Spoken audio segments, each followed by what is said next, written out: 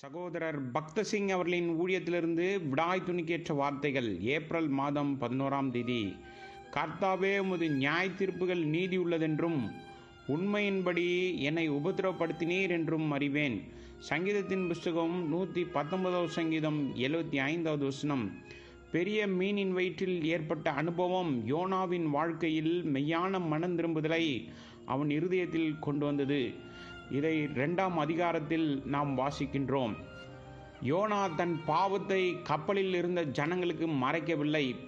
பின் எப்படி தன் பாவத்தை தேவனிடத்தில் மறைக்கக்கூடும்? ஆழமான மனம் திரும்புதல் யோனாவுக்கு ஏற்பட்டவுடன் தேவன் அந்த பெரிய மீன் வயிற்றிலிருந்து எங்கே அவன் இருக்க தேவன் விரும்பினாரோ அங்கே கரையில கக்கிவிட்டது. அதுபோல மெய்யான மனம் திரும்புதல் மற்றும் அறிக்கையை எதிர்பார்த்து தேவன் பெருங்காற்றை அனுமதிக்கிறார். எங்கே நாம் இருக்க வேண்டும் என்று அவர் விரும்புகிறாரோ நம்மை தம்முடைய அன்பினால் அங்கே கொண்டு வருகிறார் மற்றும் பயன்படுத்துகிறார்.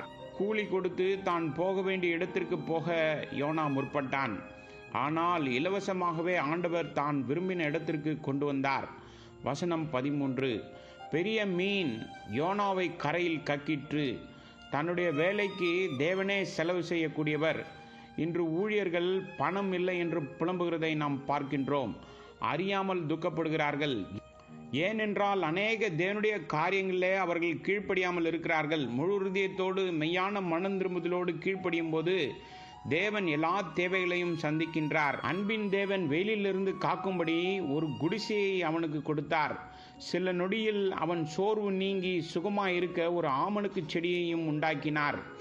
ஆனால் அவன் நன்றியற்றவனாக ஆமணக்கு செடியின் நிமித்தம் சோர்வடைந்து தேவன் மேல் எரிச்சலடைந்தான். தேவன் பொறுமையாக அவன் சுய புத்தியை தெளிய செய்கிறார்.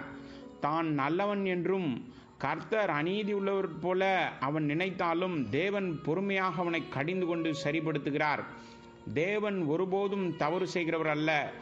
பல உபாயங்களை செய்து யோனாவை தன் பக்கமாய் அவர் அரவணைக்கிறதை நாம் பார்க்கின்றோம். அவன் விலகி ஓடும்போது பெருங்காற்றை அனுமதித்தார். பெரிய மீனின் வயிற்றில் பாதுகாப்பளித்தார். நம் சொந்த முயற்சியால் பல துன்பத்தை தொடர்ந்து அனுபவித்தாலும் ஆமனுக்கு போன்ற செடியை எழுப்பி நம் தலையை பாதுகாக்கிறார். திடீரென செடியை விலக்கி நாம் அவரை சார்ந்து கொள்ள செய்கிறார்.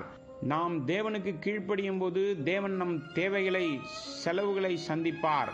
நாம் கீழ்ப்படிய மறுக்கும்போது பல எளிய அரிய உபாயங்களை பயன்படுத்தி நம் புத்தியை தெளிய வைக்கிறார்.